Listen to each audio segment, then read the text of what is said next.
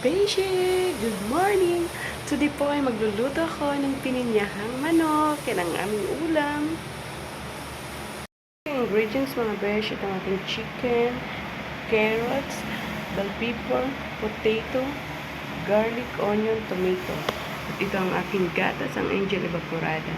At ang pineapple juice, ang aking pineapple tidbits. Kasi maliit lang ang aking pineapple tidbits. Kaya dagdagan ko lang siya ng pineapple juice.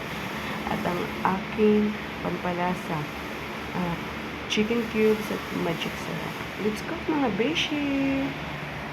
Ito na natin ang ating sibuyas, kamatis, bawang, mga besh.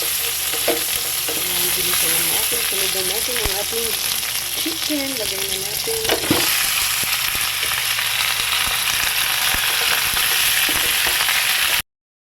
Medyo na-fry na ang ating chicken.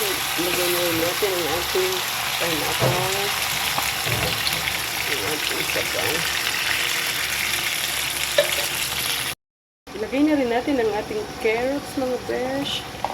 Ang ating patatas, ating pininyahang manok. At ang bell pepper. Ilagay natin.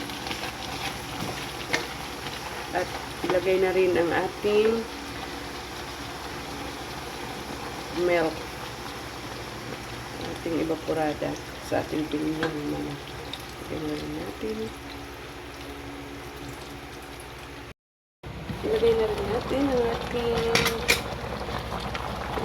natin ang ating chicken cubes sa ating pampalasa mga bes.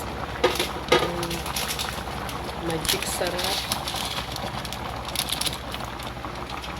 Lagay na rin natin ang ating pineapple chunk ay tidbits para maglasa yung pineapple.